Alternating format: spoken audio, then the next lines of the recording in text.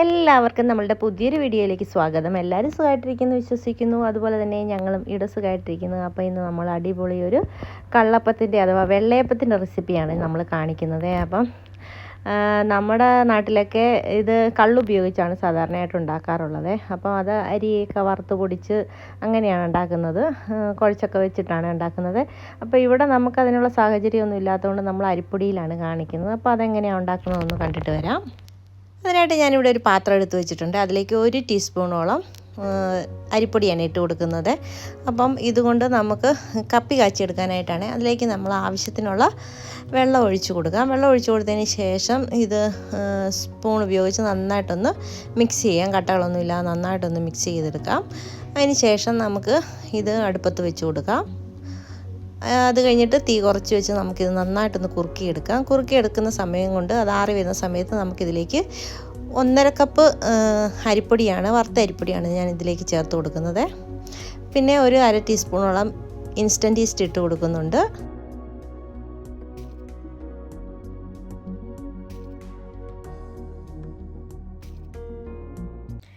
ഇനി ഇതിലേക്കൊരു 4 ടീസ്പൂണോളം പഞ്ചസാര ഞാൻ ചേർത്ത് കൊടുക്കുന്നുണ്ട്. അപ്പം മധുരമൊക്കെ അവരവരുടെ ആവശ്യത്തിന് ചേർത്ത് കൊടുക്കാം. അപ്പം ഞാനിവിടെ കുറച്ച് മധുരം മുന്നോട്ട് നിൽക്കണം, അതുകൊണ്ട് ഞാൻ ഇച്ചിരി കൂടുതലാണ് ചേർത്ത് കൊടുക്കുന്നത്. അപ്പോൾ അതും കൂടെ ഇട്ട് കൊടുത്തിട്ട് നമുക്ക് 1 കപ്പ് വെള്ളം ഒഴിച്ച് നന്നായിട്ടൊന്ന് അരച്ചെടുക്കാം. അരച്ചെടുത്തതിലേക്ക് നമ്മൾ ചൂടാറാനായിട്ട് വെച്ചിരുന്ന കപ്പി കാച്ചിയത് ഒഴിച്ചു കൊടുക്കാം. അപ്പം ഇത് മുഴുവനായിട്ടും ചൂടാറാനായിട്ട് വെയിറ്റ് ചെയ്യരുത്, ചെറു ചൂടോട് വേണം ഇത് ചേർത്ത് കൊടുക്കാനായിട്ട്. അപ്പോൾ അതും കൂടെ ഇട്ട് നമുക്ക് നന്നായിട്ടൊന്ന് അരച്ചെടുക്കാം.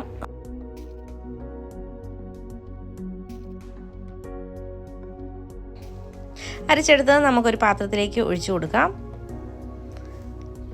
അപ്പോൾ ഈ പരുവത്തിൽ വേണം നമുക്ക് മാവ് കിട്ടാനായിട്ട്. അപ്പോൾ ഇനി ഇതിലേക്ക് കുറച്ച് ചേരുവകളൂടെ ചേർത്ത് കൊടുക്കണം. അതിനായിട്ട് ഞാൻ 1 കപ്പ് നിറച്ച് തേങ്ങ എടുത്ത് വെച്ചിട്ടുണ്ട്. അതിലേക്ക് ഒരു പകുതിയല്ലി വെളുത്തുള്ളിയാണ് എടുത്തിരിക്കുന്നത്. ഇനി ഇതിലേക്ക് ഒരു 2 ചുവന്നുള്ളിയും കൂടെ എടുത്തിട്ടുണ്ട്. പിന്നെ ഒരു 1/4 ടീസ്പൂണോളം ജീരകവും കൂടെ ചേർത്ത് കൊടുക്കുന്നുണ്ട്. ഇനി ഇത് നമുക്ക് അവിയലിനൊക്കെ അരയ്ക്കുന്ന പരുവത്തിലില്ലേ, അതുപോലെ ഒന്ന് അരച്ചെടുക്കാം. തരിതരിപ്പായിട്ടൊന്ന് അരച്ചെടുക്കണം. അപ്പോൾ അത് മിക്സിയുടെ ജാറിലേക്ക് ഞാൻ ഇട്ട് കൊടുക്കുന്നുണ്ട്. നമ്മൾ അരി അരച്ച മിക്സിയുടെ ജാറിലേക്ക് തന്നെയാണ് ഇട്ട് കൊടുക്കുന്നത്. ഇനി ഇതിലേക്ക് നമ്മൾ വെള്ളമൊന്നും ചേർത്ത് കൊടുക്കേണ്ട, നമുക്ക് നല്ല തരിതരിപ്പായിട്ടൊന്ന് അരച്ചെടുക്കാം. ഇതേ രീതിയിലാണ് ഞാനിതൊന്ന് അരച്ചെടുത്തിരിക്കുന്നത്. ഇനി ഇത് നമുക്ക് നമ്മൾ അരച്ച് വെച്ചിരിക്കുന്ന അരിപ്പൊടിയുടെ കൂട്ടിലേക്ക് ചേർത്ത് കൊടുക്കാം.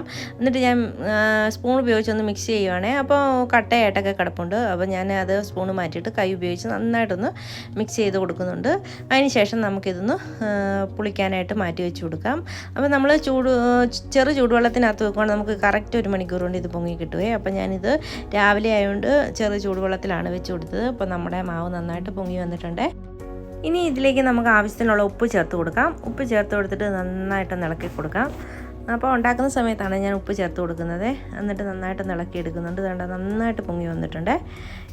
ഇനിയിപ്പം നന്നായിട്ട് മിക്സ് ചെയ്ത് കൊടുക്കാം.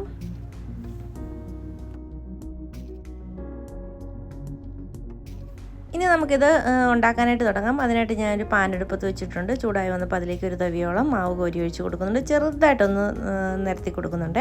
അതിന് ശേഷം നമുക്ക് ഇതിനകത്ത് നല്ല കുത്തുകുത്തായിട്ട് വരുന്ന സമയത്ത് ഒരു മൂടി വെച്ച് നമുക്കൊന്ന് മൂടി കൊടുക്കാം. അപ്പോൾ ഉള്ളൊക്കെ പെട്ടെന്നൊന്ന് വെന്ത് കിട്ടാൻ വേണ്ടിയിട്ടാണ് ഞാനൊന്ന് മൂടി വെച്ച് കൊടുക്കുന്നത്. അപ്പോൾ മൂടി വെച്ച് കൊടുത്തിട്ട് ഒരു 5 മിനിറ്റ് കഴിയുമ്പോഴത്തേനും നമുക്കൊന്ന് തുറന്ന് നോക്കാം. ഈ തുറന്ന് നോക്കിയിട്ട് നമുക്ക് ഇതൊന്ന് മറിച്ചിട്ട് കൊടുക്കണം. അങ്ങനെയാണ് സാധാരണയായിട്ട് വെള്ളയപ്പം ഉണ്ടാക്കിയെടുക്കുന്നത്.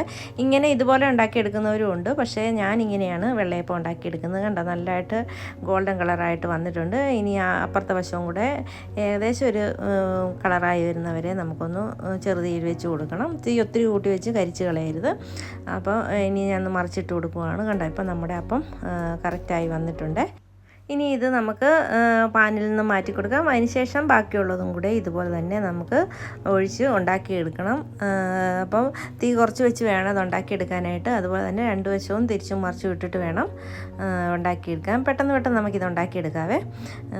അപ്പോൾ ഇത് നല്ല ബീഫ് കറിയുടെ കൂടെയും ചിക്കൻ കറിയുടെ ഒക്കെ കഴിക്കാൻ പറ്റിയതാണ്. ഞാൻ ചെറിയൊരു ബീഫ് കറി വെച്ചാണ്, അതിൻ്റെ വീഡിയോ എടുത്തില്ലേ. കാരണം നാട്ടിൽ നിന്ന് കൊണ്ടുവന്ന ബീഫ് ഉണ്ടായിരുന്നു. അതിൻ്റെ കൂടെ കുറച്ച് ഉരുളക്കിഴങ്ങും സവോളയൊക്കെ ഇട്ട് നന്നായിട്ട് ഒന്ന് വഴറ്റിയതിന് ശേഷം ഇറച്ചിയും കൂടി ഇട്ട് പൊടികളെല്ലാം ചേർത്ത് ഒരു കറിയാക്കി വെച്ചിട്ടുണ്ട്. അതിൻ്റെ കൂടെ കഴിക്കാനായിട്ടാണ് ഇതുണ്ടാക്കിയത്. അപ്പം അടുത്തതും ഉണ്ടാക്കിയെടുത്തിട്ടുണ്ട്.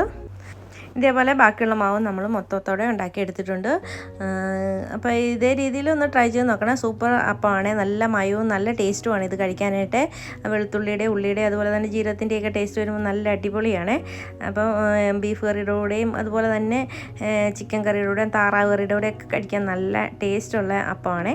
എല്ലാവരും തീർച്ചയായിട്ടും ഒന്ന് ട്രൈ ചെയ്ത് നോക്കണേ. ട്രൈ ചെയ്ത് നോക്കി നിങ്ങൾക്ക് ഇഷ്ടപ്പെടുകയാണെങ്കിൽ എൻ്റെ ചാനലൊന്ന് സബ്സ്ക്രൈബ് ചെയ്യാനും ലൈക്ക് ചെയ്യാനും ഷെയർ ചെയ്യാനും കമൻറ്റ് ചെയ്യാനും മറക്കരുത്.